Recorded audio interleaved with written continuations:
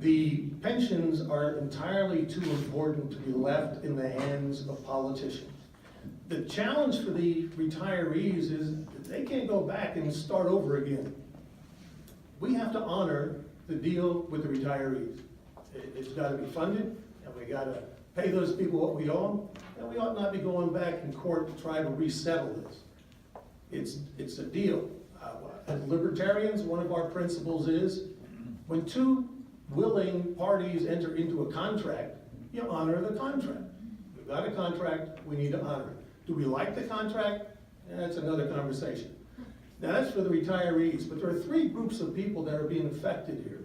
There are also the existing employees, because the status of the defined benefit program is that it allows the state to kick the can down the road and not fund it or fund it, depending on the whim of the legislature or the governor.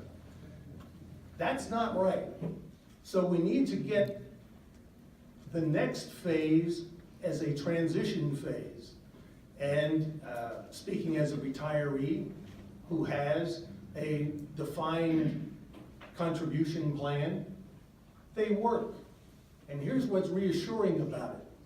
I know exactly what's in my plan. It doesn't belong to anybody else. It doesn't depend on anybody else to fund it. It was funded by my employer on an annual basis. There it is. I left, I took the plan. If I had left early, I could take the plan with me to my next employer.